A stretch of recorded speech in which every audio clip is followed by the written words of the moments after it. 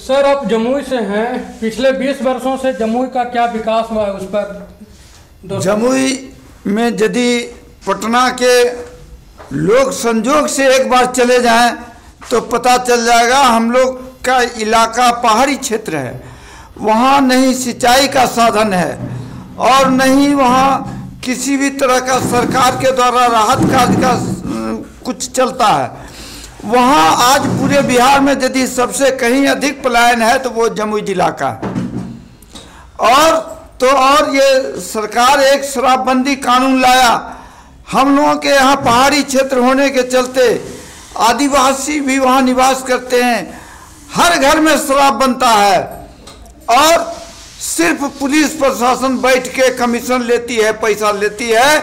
आज घर घर में शराब का डिलीवरी है। इससे हमारा जमुई जिला भीतर से इतना खोखला है जिसका वर्णन नहीं किया जा सकता है। आपका परिचय? मेरा नाम हुआ नरेश यादव, जमुई जिला, गोविंदपुर गांव। वर्तमान में बिहार में शिक्षा की स्थिति क्या है, उस पर आपका? बिहार में अभी शिक्षा की स्थिति तो आप लोग स्कूलों में जा कर के भी देखे होंगे। स्थिति कैसी है, कितनी बदतर होते जा रही है। कुछ समय के लिए स्थिति बदला था, शिक्षा व्यवस्था कुछ बदली थी, टीचर समय से आते थे, समय से जाते थे, लेकिन फिर वही हाल हो गया जो पहले था। शिक्षा की स्थिति जब से 1500 रुपये की जो शिक्षकों की बहाली हुई है, जो मुखिया के द्वारा हुआ था, वहाँ से हमारा बिहार जो है इतना पिछड़ा, कई युगों तक पिछड़ा रहेगा। जो शिक्षा का है उनकी स्थिति इतनी दयनीय है कि ए फॉर एप्पल उनको पूरी तरह से नहीं याद है, अपना खुद नाम इंग्लिश में नहीं लिखने आता है। वो बिहार की क्या शिक्षा दे रहे हैं। अभी बीपीएससी के द्वारा जो शिक्षकों की बहाली हुई है उसमें कैसे शिक्षक बहाल हुए हैं? देखिए, बीपीएससी में जो बहाली हुई है, इसके पहले भी एक बार लालू यादव ने बीपीएससी के तहत बहाली किया था। वो बीपीएससी और ये बीपीएससी, जब बीपीएससी के तहत बहाली होते हैं कुछ पढ़े लिखे ही लोग आएंगे। ऐसे नहीं है कि मुखिया के थ्रू सिग्नेचर कर दिया गया, वेरीफाई करके उनको पास कर दिया गया। तो अभी के शिक्षक में और पहले वाले शिक्षक में जो 1500 वाले हैं और मुखिया के तहत जो हुए थे उनमें बहुत आसमान जमीन का अंतर है। तो अब मान के चलिए हमारे जो बच्चे हैं या आपके बच्चे जो स्कूल में पढ़े होंगे, जो मतलब 15 साल से, तो 15 साल यानी 15 पीढ़ियाँ, हमारी पुरानी पीढ़ियाँ जो है खराब हो चुकी है, वो तो भविष्य में सुधर नहीं पाएंगी। इसके वजह से मैं चाहता हूँ कि बीपीएससी हमेशा लागू रहे, जिससे शिक्षा का स्तर हमारा जो है बिहार का आगे बढ़ता रहेगा। आप अपना परिचय? मेरा नाम रविशंकर गुप्ता हुआ, मैं पटना निशावत से। सर, कुछ दिन पहले विधानसभा सत्र के दौरान नीतीश कुमार ने कहा था कि हम लड़कियों को शिक्षा दे रहे हैं केवल जनसंख्या रोकने के लिए, और उसके वजह से जनसंख्या रुकी। उनके कहने का जो लहजा था उस पर आप क्या कहेंगे? असल बात एक्चुअली विशेष इसके बारे में हमको जानकारी नहीं है, लेकिन अगर इस तरह का ये लहजा है तो बेटर तो नहीं है।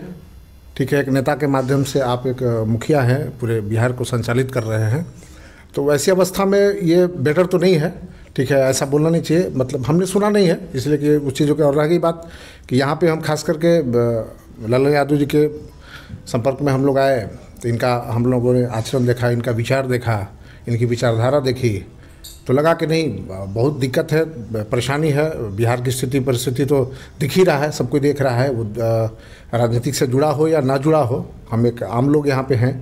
तो ऐसी अवस्था में ये चीज़ दिख रही है, तो सर का हमें विचारधारा अच्छा लगा, तो लगा कि नहीं, इस पार्टी से जुड़ के कुछ अच्छा किया जा सकता है। तो हम लोग लगातार बैठक कर रहे हैं, आज भी सारी बातें हुई हैं और लगातार इस मामले को लेकर के जितना बेटर से बेटर हो सके, बढ़िया से बढ़िया हो सके, हम काम को आगे बढ़ाएंगे। नहीं, आपका कहने का मतलब ये है कि व्यक्ति नहीं, व्यवस्था परिवर्तन होना चाहिए। बिल्कुल बिल्कुल, व्यवस्था ही परिवर्तन होना चाहिए ना। अब सबसे बड़ी बात है कि लगातार आज कई सालों से वही मुख्यमंत्री के पद पे है और व्यवस्था समझ में नहीं आ रहा है उनको। कारण कि क्या समझ में आए, कारण कि कभी इस पार्टी में कभी उस पार्टी में, लोगों को ये समझ में नहीं आता है कि वो आदमी स्थिर रहे तो कहाँ रहे। तो मान के चलिए, अगर व्यवस्था जिनको सुधारना रहेगा उनको कुर्सी से मतलब नहीं बनता ना। अगर लेकिन इतना ही, अगर इस पार्टी से उस पार्टी जाने का मतलब ये बनता है कि उनको कुर्सी से मोह है, हमको कुर्सी अपनी बचा के रखनी है। ठीक है ना, तो कभी इनके साथ कभी उनके साथ। और अगर निश्चित है रूप है कि अगर इधर से जाइए उधर जाइए तो निश्चित है कि तालमेल सही बैठ नहीं पाएगा, तो अब व्यवस्था क्या सुधार पाइएगा।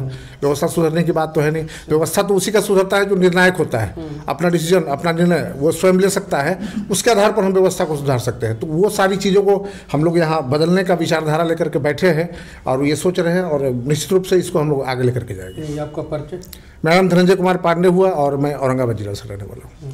अभी आप देख रहे थे, सुन रहे थे असली देशी पार्टी कार्यालय के कई पदाधिकारियों को जो अलग अलग मुद्दे पर अपने बात को रखे। आप हमारा चैनल श्यामला को फॉलो करें, सब्सक्राइब करें। धन्यवाद।